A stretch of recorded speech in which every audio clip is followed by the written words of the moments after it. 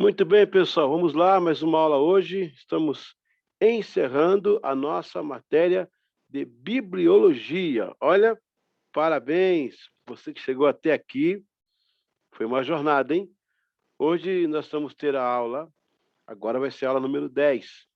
E eu espero que, de certa forma, Deus esteja ainda falando no seu coração, mesmo que seja matéria técnica, né? A gente está falando sobre coisas mais técnicas, não tem muita espiritualidade, não tem muita aplicação bíblica, embora seja o estudo da Bíblia, embora a gente esteja estudando a palavra de Deus e, consequentemente, alguma lição a gente aprende. Isso aí é fatal.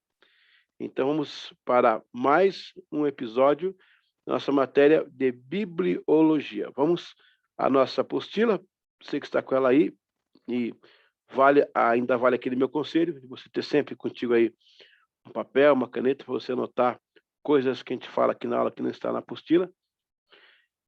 E agora vamos estudar sobre os documentos paralelos, fragmentos. Aliás, na verdade, é a lição 10, não é a 11. Então, fragmentos 1. Vamos voltar aqui, ó. Ok.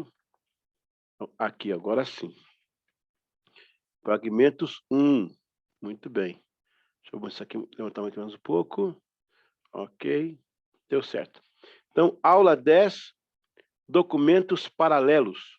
Fragmentos 1. Ok?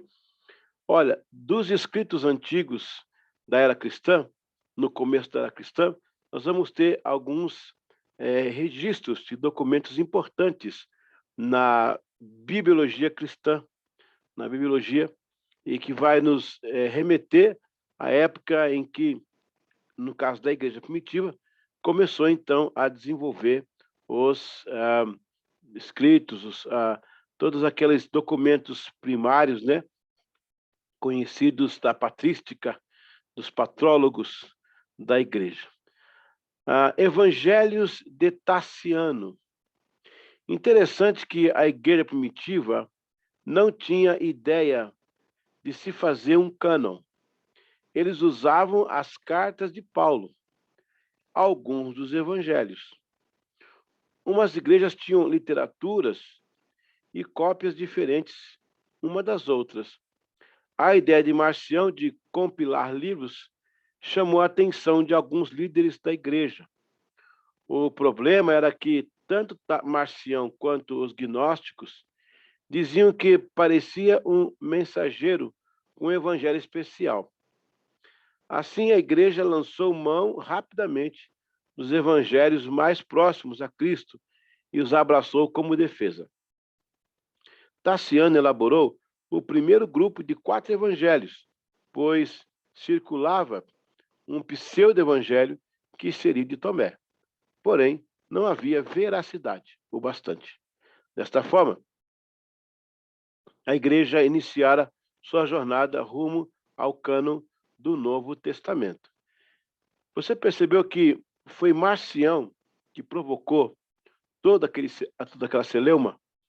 Esse Marcião foi um tipo empresário, né, da época. Ele, como eu já falei em outras aulas, ele dizia que o Deus do Antigo Testamento, né, que chamou de Velho Testamento, era um Deus carrasco, e o do Novo era um Deus de amor, então não era o mesmo Deus.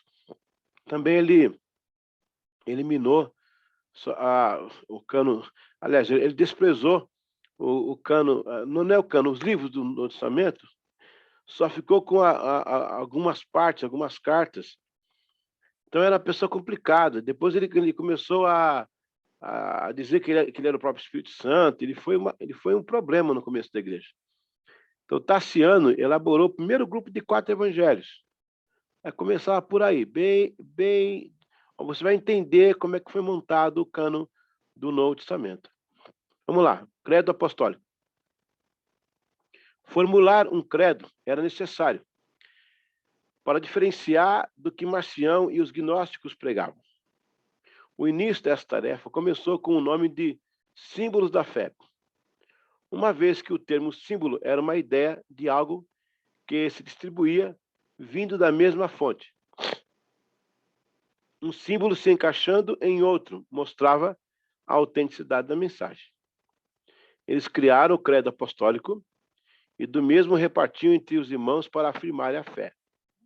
A crença e o credo apostólico, e do mesmo repartiam a crença e a originalidade de ser igreja. Desculpa. Eles criaram o credo apostólico e do mesmo repartiam entre os irmãos para afirmarem a sua fé. A crença e também a originalidade de ser igreja. Dentro do credo, as afirmações eram de duas objetividades. Ao mesmo tempo que se confirmava a fé cristã, o mesmo tópico rebatia as heresias da época. A igreja sentira que precisaria reagir diante de tentativas de macular a fé original e, para isso, saiu ao encontro desses desafios. Depois, exagerou, que foi o caso da iconodúlia exacerbada. O que é iconodúlia? Iconodúlia é a adoração de símbolos. Nós somos iconoclastas. Nós não adoramos símbolos. A gente reconhece a cruz, mas não adora a cruz, né? Eles eram iconodúlia. Chegou a ser iconodúlia, que adorava, né? Chegou a adorar objetos. Isso que é o problema. Então, eles tiveram que elaborar um credo, gente. Presta atenção. Deixa eu explicar de novo. A igreja nasceu de uma forma auricular. Era levado de tradição, de contos, um para o outro. Até que Paulo começou a escrever cartas, Lucas, Evangelhos, João Marcos, e tantos outros começaram a escrever, como foi o caso de João também, Tiago, e assim você vai ter. Essas cartas estavam avulsas, levadas de mão a mão. De vez em quando achava um copista, que era muito... Um copista era uma pessoa muito honesta e responsável, que fazia a cópia daquela carta. Tanto é que ficava tão original que depois não sabia qual era a original. Daí se perdeu. Não, se misturou. Bom, isso foi o começo. O primeiro auricular, conversando. Olha, um dia o senhor falou assim. Ó, ele contou uma parábola assim. Aí alguém começou a escrever e registrar isso. Depois o Marcião, ele junta esses escritos para fazer uma coleção, que chamamos de cânon. Só que ele colecionou errado. Ele tirou livros, condenou os outros. A igreja, então, reagiu. Falou, gente, nós já somos um corpo. Nós somos uma igreja. Nós já existimos como pessoas, como igreja, como instituição. Então, vamos fazer o seguinte, vamos elaborar aqui o nosso trabalho, vamos elaborar aqui um documento para poder combater os que estão aí. Porque se eles não fizessem isso, o Marcião ia fazer uma organização totalmente errada, em nome da igreja. Então, eles reagiram. Agora, veja, Taciano reúne os 4 evangelhos, ele consegue as cópias, talvez o original, reúne os 4 evangelhos. Além disso, disseram, vamos fazer o seguinte, vamos nos chamar de alguma coisa para diferenciar deles. Daí nasceu o nome católico, que foi uma frase, Igreja Católica, da carta de Inácio. Ele escreveu uma carta e colocou lá isso, e o pessoal pegou isso como um nome, para diferenciar dos movimentos, século II. E agora, eles criam o credo apostólico, para que toda a igreja pudesse ler na mesma carta, todos que fossem filiados àquela igreja chamada de oficial, pudessem ler. Está entendendo? Assim que começou, devagar, a montagem do cânon. Não fica pensando que teve uma reunião numa sala, pegaram os livros, colocaram um perto do outro e fizeram tudo. Não, isso foram processos que foram acontecendo. Voltando à apostila, mais um tópico lá, ok? Documentos de resposta. Irineu de Lyon nasceu na Ásia Menor. E Irineu de Lyon é um dos patrísticos, tá, gente? O Irineu de Lyon nasceu na Ásia Menor em 130. Alguns documentos apontam para a Esmirna e isto atenta para o fato dele ter sido discípulo de Policarpo. Para refutar também as heresias que permeavam o seio da igreja, Irineu escreveu Contra as heresias. Então, Contra as heresias é um documento de Irineu. Não chega a ser livro da Bíblia, mas é um documento que ele fez para combater já a heresia da época, né? Os gnósticos, os marcianos. Não havia cunho filosófico, como faziam os gnósticos. Ele preferiu uma linguagem simples, sem provocar altos padrões de retórica. Trazer a pureza e sigileza do evangelho para uma vida prática. Outro também que se levantou foi Clemente de Alexandria, com seu documento Exortação aos Pagãos. Ao contrário de Irineu, ele instruía mestres, tendo assim vasto conhecimento de filosofia, onde ele eliminava os gnósticos nas argumentações. Desta maneira, sendo profundo ou simples, a igreja tinha respostas de embates da força herética de sua época. Então, vou lá. Você tem de um lado Irineu e do lado Clemente. O Irineu faz um trabalho simples, sem recorrer à filosofia. Ele fala de um modo geral, uma cosmovisão mais antropológica, mais humana. Já o Clemente vem com filosofia, combatendo filosofia. Então, dos dois lados, tanto para o povo simples e indouto, tanto para o povo culto, o evangelho trouxe uma resposta à perseguição gnóstica. O gnosticismo acreditava que você podia receber a salvação através do conhecimento. Que essa é uma ideia lá de trás, dos primeiros filósofos gregos, né? Nós temos ali aquela trilogia. O primeiro deles, então, vai ser o Sócrates. Depois vem o Platão, depois Aristóteles. Aí tem outros que vão aparecer, Sófocles, Cícero, que era romano, mas esses são os pilares da mitologia grega, da filosofia grega, aonde eles buscavam a verdade. Por isso, quando Jesus falou assim, ó, eu sou o caminho, a verdade, a vida, ele está respondendo também à cultura helênica, para rebater esse negócio da verdade e dizer, agora chegou a verdade. Aí nós temos, então, aí o Clemente de Alexandria, o Irineu com o documento Contra as Heresias, e o Clemente com o documento Exortação aos Pagãos. Vamos descer mais um pouquinho aqui. Opa. Documentos de respostas. Esta fase da igreja foi tensa e densa. Agora temos Tertuliano, que com muito embasamento na dialética filosófica, sai em defesa do evangelho, contestando a ousadia da filosofia. Ele escreve um documento contra uma pessoa que parece ter tido uma grande influência e feito alguns estragos na vida dos irmãos. Para este, Tertuliano escreve agora contra as praxias. Então, olha só, o documento de Irineu, lembra? Era contra as heresias. O documento de Clemente, né? Deixa eu ver aqui, era outro documento que é exortação aos pagãos. Agora temos Tertuliano com contra as praxes. Esses são os pais da igreja. Esse é o grupo que segue logo após a morte dos apóstolos. São os patrólogos. Temos que dar um merecido destaque a Orígenes de Alexandria, ou Origem de Alexandria, que também teve seu... Gente, tá, tem que corrigir aí, não é Orígenes, não, é Orígenes. É uma pessoa.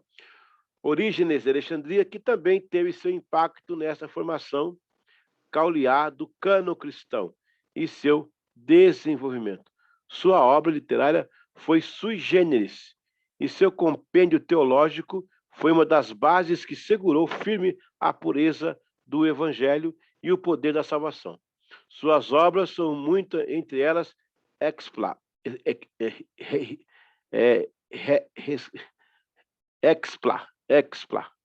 É difícil falar esses nomes aí, gente. Ainda bem que a nossa aula aqui é bem à vontade, né?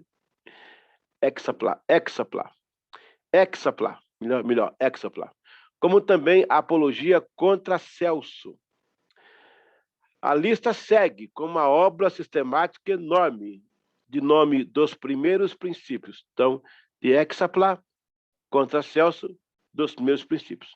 Sua máxima era: nada que difira da tradição dos apóstolos e da igreja deve ser aceito como verdadeiro. O que difere da tradição dos apóstolos ou da igreja nada que difira, né, da tradição dos apóstolos da igreja deve ser aceito como verdadeiro. Ou seja, aquilo que for diferente do que os apóstolos pregavam, a tradição da igreja, não, o que vai diferir disso, o que vai ficar diferente não pode ser aceito como verdadeiro. Aquilo que vier, que não estiver de acordo com os primórdios, não aceitamos. Paulo falava isso, né? Ainda que desça um anjo do céu e vos anuncie um outro evangelho, considerai anátema. Esse é o início, então, dos documentos da igreja do começo. Então, agora na segunda aula, na aula 11, Nós vamos falar um pouquinho mais sobre isso aí. Vamos recapitular aqui para a gente ir para o nosso teste. Ok? Nós temos aí o Tassiano, que elaborou os primeiros 4 evangelhos em resposta a Marcião e aqueles gnósticos da época, né? Gnosticismo, como você sabe, é a salvação pelo saber, que é impossível. Por isso Cristo é o único caminho, a verdade e a vida.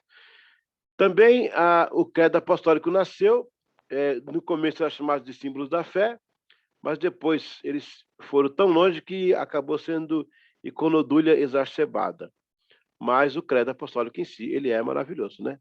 Graças a Deus.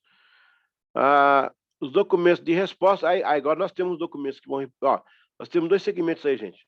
Um segmento que vai compelindo os livros do Novo Testamento até chegar o tempo que a igreja vai fechar nos 27 livros que nós temos hoje.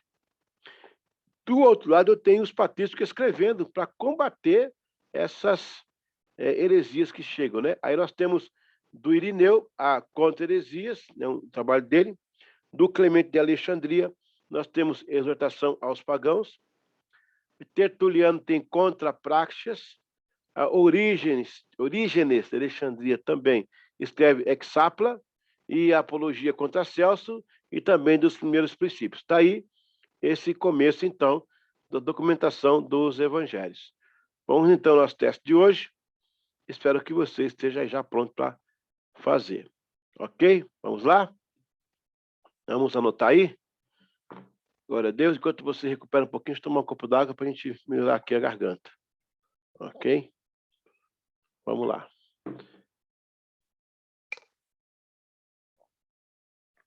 Pergunta número 1. Diante da ameaça às comunidades cristãs, quem elaborou um pequeno conjunto de 4 evangelhos? Tá muito fácil essa, hein? Diante da ameaça às comunidades cristãs, quem elaborou um pequeno conjunto com os 4 evangelhos? A. Ticiane. B. Romero. C. Tassiano. Se você acha que a resposta A, você coloca um A. Se acha que é B, coloca um B. Se acha que é C, coloca um C. Pergunta número 2. O famoso credo apostólico primeiro foi chamado de sinergia. Afirmação correta ou afirmação falsa?